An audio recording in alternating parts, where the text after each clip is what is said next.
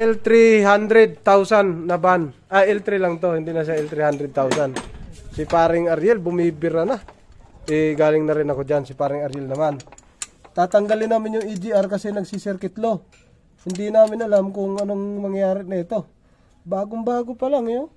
Para ding L300 Mitsubishi. Tingnan namin kung kayang gawin. Tingnan namin kung saan kami saan nagka-problema dyan. 2021. Ngayon pa lang namin gawin.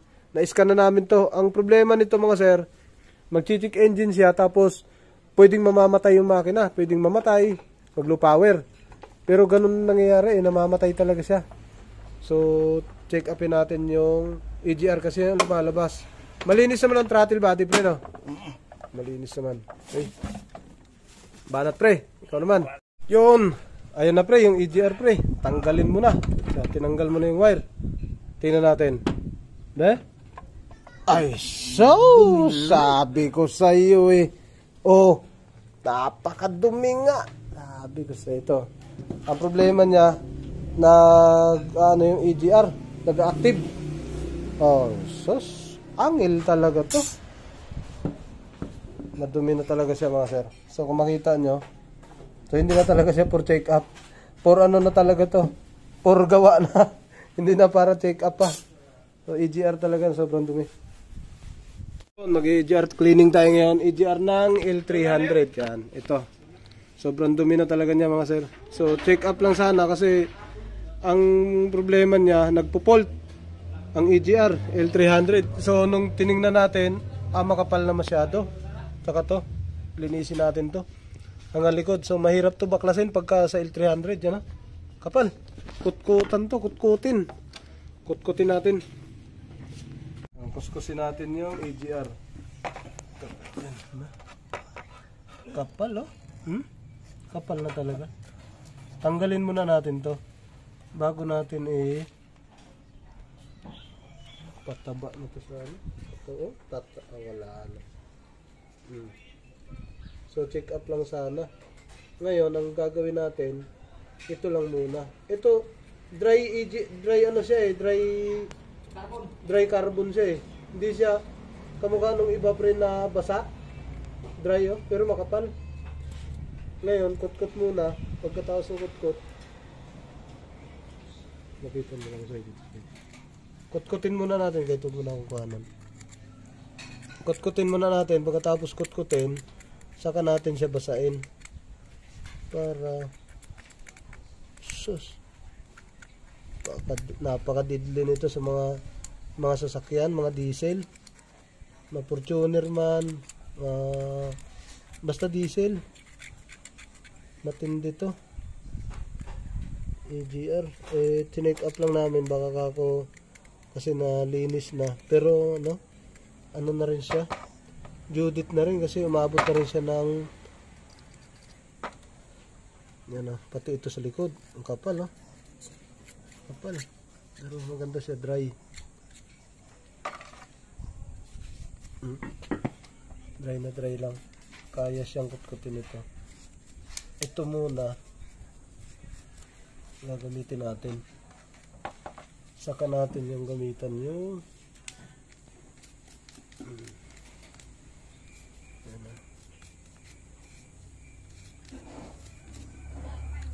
saka natin gamitin yung panglinis na kapal. Kailangan pala nito ang EGR 6 months. Every year linis? Every 6 months lang pre. Basta lagi nakabiyahe kasi lagi siyang biyahe. Sumikip si ma'am. Tumaba na si ma'am eh. Kapal. Ito so dami. Ang dami. Gasolina to? Diesel na lang. Diesel. Lang. Diesel muna. Kasi maselan to. Pag naglinis kayo ng EGR. Maselan.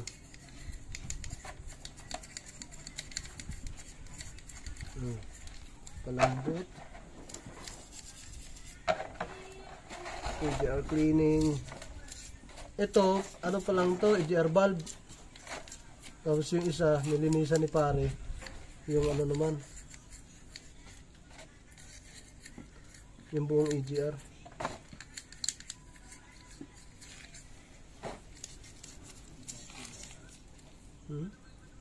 Yun mo yun. Hindi naman, nag-play na. Oo. Yun na ang EGR. Nakalahi na oh. Kanina sobrang dumi. Yan oh, ngayon. Tanggal ang dumi niya oh. Napakadumi sa ilalim. Yan oh. Wala na, limpyo. Wala na. Sobrang linis na. Kitang-kita no. Tanggalin natin pre. Tanggalin namin ni pare. Sa ilalim naman. Galang, galang. Sige. Ay, ay. Sus. Ang katol pala nito pre. Grabe ka katol nito no.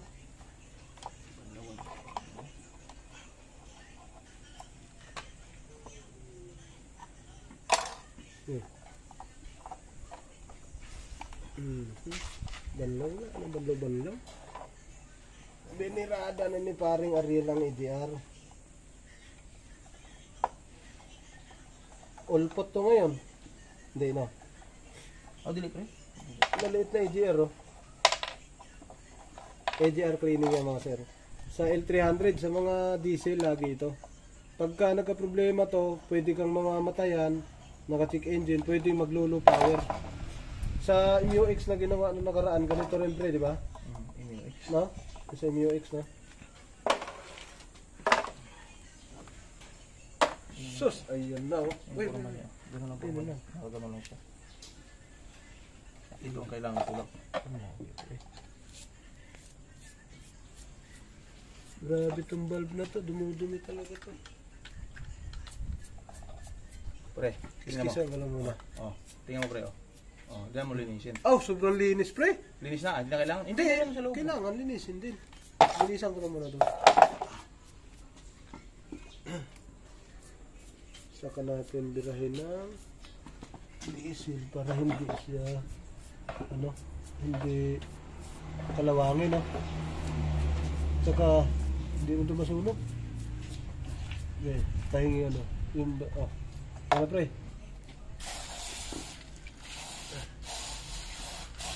Yan, abili lang, ganun. Right. Ilalim ba? Sa ilalim ba? Makati. Makati po yung panlinis natin mga sir. Kasi nililinis talaga natin siya. Yan. Tapos tulak naman pre. Ito lang. Kati.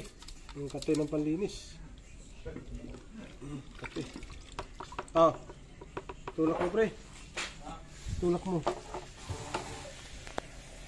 Kaya rin pala, kamayin. Ako na sa'yo. Tapos luwi mo kamot dili kong katol mata dyan. Sa ilalim kasi ang problema dyan eh. Yan, diga. Yan oh, yun ang problema niyan sa EGR. Sige, tusok pre. Yan oh, hindi yun nandito banda. Yan ang problema. Ito ang banata natin dyan. Yan yung up. Pahingi nga, pahingi. Yan yung nagka-problema dyan pre. Sa ilalim. Pag nag-EGR yan. Kaso hindi mo matusok yun pre. Mahuhulog talaga siya. Okay. Tusok natin na habang nag Oh, yun. Doon sa lay. Sa baba. Yan. Sige. Hop, ya. Laruin mo. Laruin. Hindi, ganun-ganunin mo yung tusok. Yan. Sige, babad mo lang doon. Yan. Yun, very good. Oh, sige, baba mo na. Sobrang kape. Doon, tusok ulit doon. Okay. Sige. Tusok mo. Yan ang mabilis mag-stack up dito. Yan oh, ang dumi pa oh. Plastic. Yan ang bantayan dito sa EGR. Yung ilalim talaga nito. Yun, malinis na. Linis na no. Saka yung ilalim dito, ganun din. Kaya dapat, sureball talaga. Cut yun oh. Oh, kita mo? Kapal. Yun. Kapal, di ba? Pre.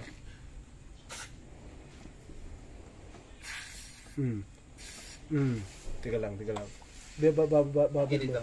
Babad mo salpak, pre. Yan, salpakan mo. Puta, napakadami pa sa ilalim. Bitaw, pre, bitaw. Kuha siya. Lintik ang dumi pa, oh. Alam mo, oh. Sige. Tusok, pre. Oh. Ayos. Sulbad talaga siya rito. Teka, pre. Tanggalin natin yung dumi dito, pre, banda. Dumami. Dumami dun sa taas. Wala na, Soy. Nanood na lang ka, Soy. Oo din. Yes. Sarap kasi panoorin to. Kasi, siyempre, mas tutuwa ka eh. Buhanga. Tutuwa ka. Kasi maliit na bagay lang to. Pag hindi mo malinis maayos to, parang ano lang to eh. Parang walang baliwala na trabaho eh.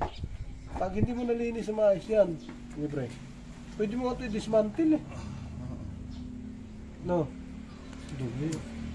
Meron ba? Oo. Pwede nga i-dismantle yan to eh. Okay naman na. Sige ulit. Pero ayan oh, ang dami.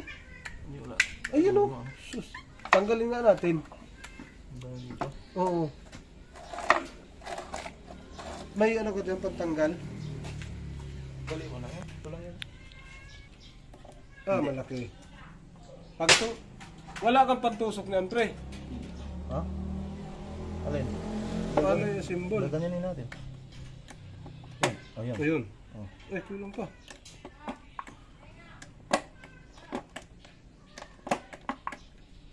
Murag lisod pre. Pagbalik ba, basing magbuang. Ano lang yun eh. Hindi, habang itutulak mo ipar... Sa ilalim. Itulak mo, sige. Di pa po baliktad. Yan o. Ganyan o. Diyan mo bugaw. Oh. Grabe pa ang dumi o. Sus. Astilapan.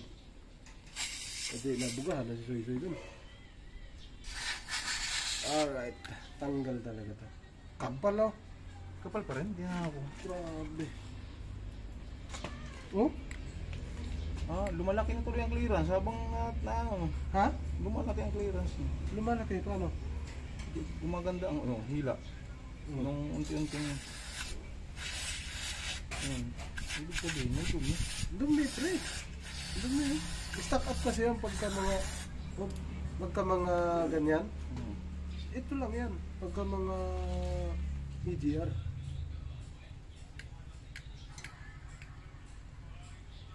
Tukuran mo kaya yan. Tanggalin natin dito sila. Ayun, tanggal nga oh.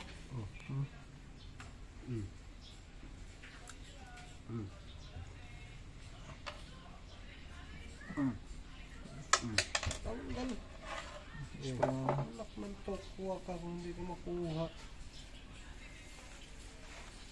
Dismantle EGR yan, pre, oh. Sus, grabe, napakadun eh. Saan siya nang galing? Meron siyang ano sa gitna pala talaga. Ayan, oh. Meron siyang naipunan sa gitna.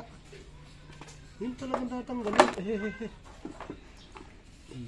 Lay. Hindi makuha-kuha eh.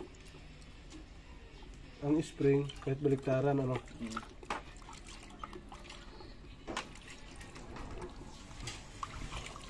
Huwag ka matakot pag EGR.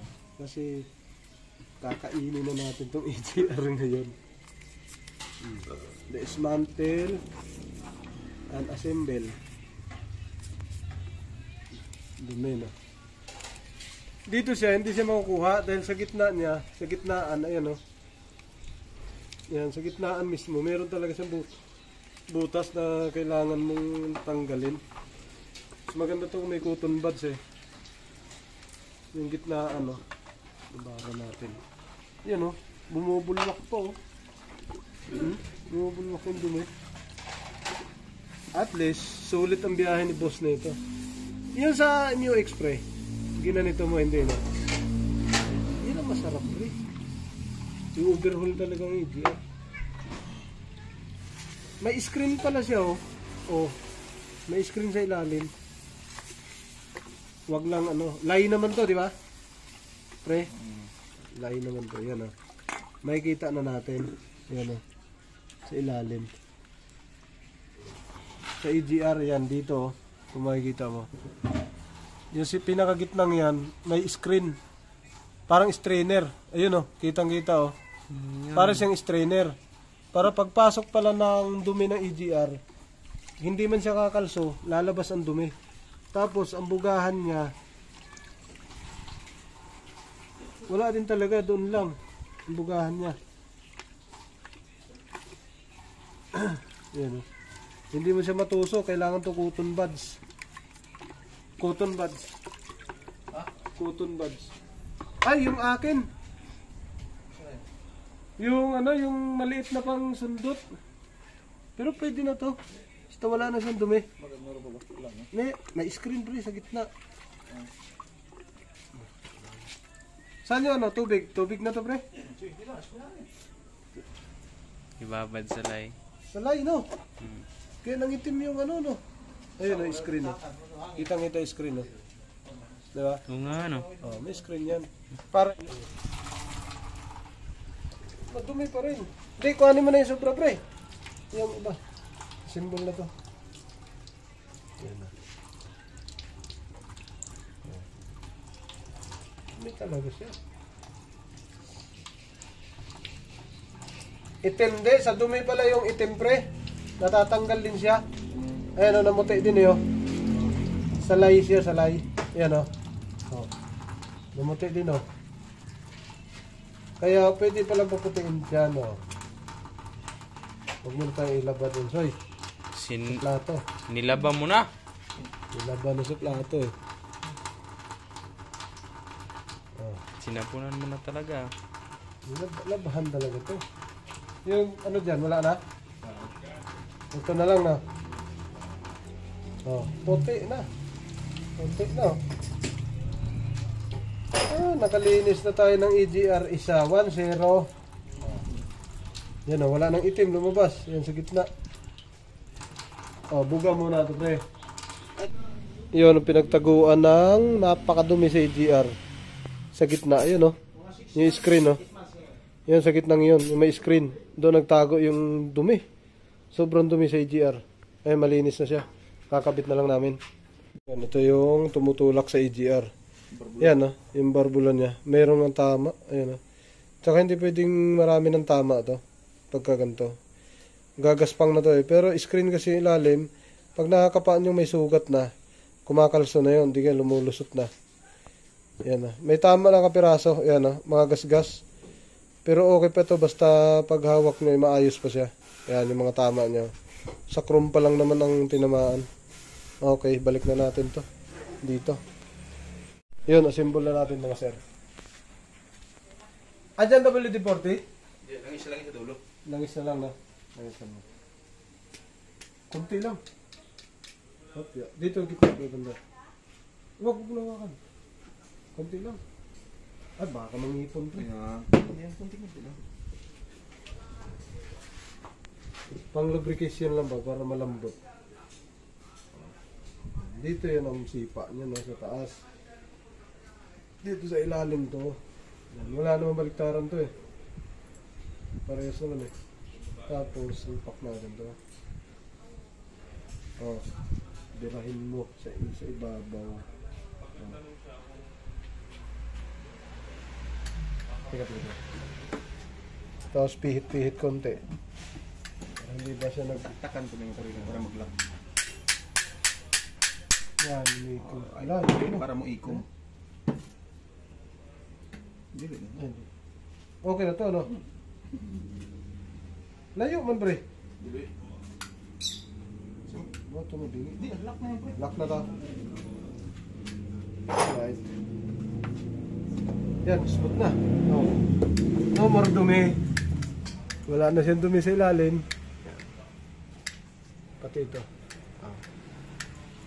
Si Soy militan outfit. Yun, ayos na. Naglaro na siya. Doon sa ilalim, papunta rito. Wala na rin siyang dumi. Tapos, ano na, kabit na natin itong EGR. Ito, may, ano yan pre, may marking. Okay. Yan, pag nagbaklas, tapos marking naman, sundan nyo, dapat may marking kayo lagi. para hindi kayo mawala pagbalik. Kakabit na ni pare yung EGR natin mga sir. Yan pre, kakabit mo na yan. Dito yan sa ilalim. Yan, kailangan malinis din yan, EGR na yan.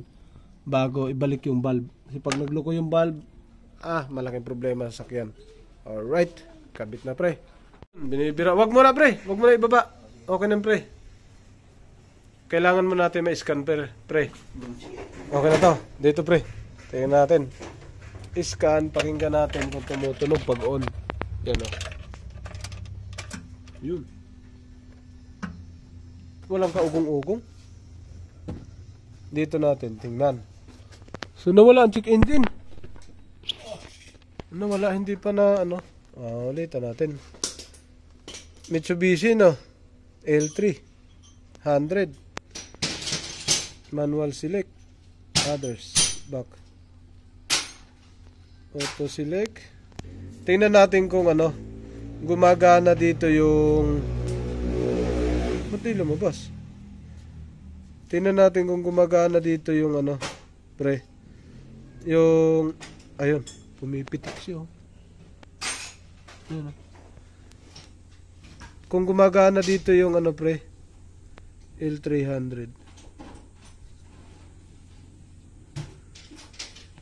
2021 to eh. Anong makina nito? Euro 4 quick test. May fault code tong ano EGR. Ayun naka-fault pero wala naman ang check engine nandun sa gilid yun. Nakailaw. Tingnan natin. So i-clear natin to. Read fault code. Ayan EGR cooling valve circuit law. Naka-active. Clear natin to. Clear fault memory. Alright. Okay. Clear fault memory complete.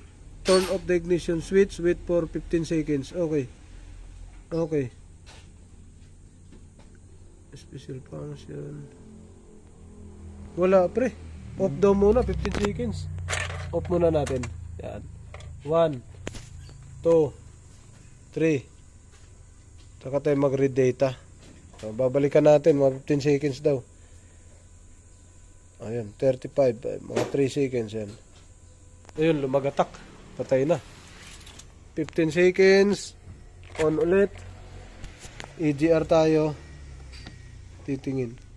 Sa EGR, ayun, EGR valve. Tatlo. EGR valve position, EGR valve position, EGR valve target position. On. Console wala naman siya reading. Yan EGR, lahat ng EGR tingnan natin. Para next time, hindi na tayo malilito. Kamukha ng sa MUX, nababasahan natin.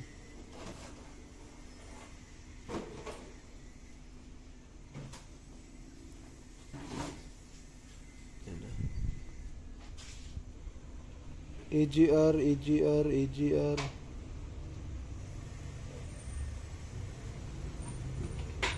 Ayan.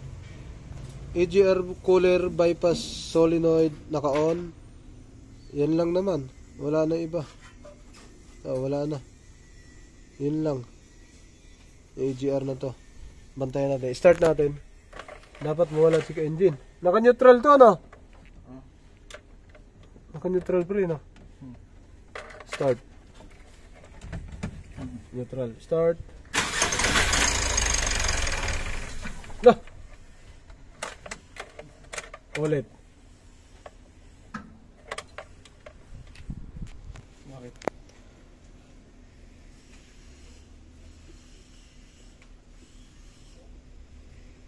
Back muna. Back. No fault code. Special function. No.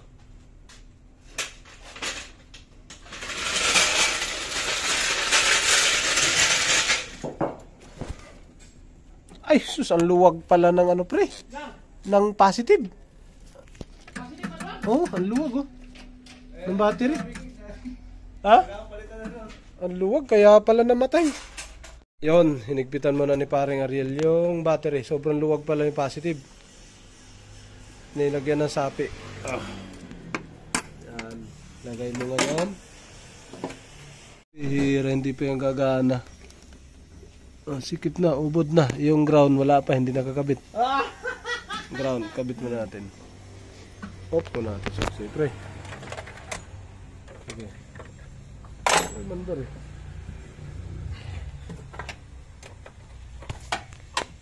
Yan. Okay na. Alright. On natin susi. Ulit. On.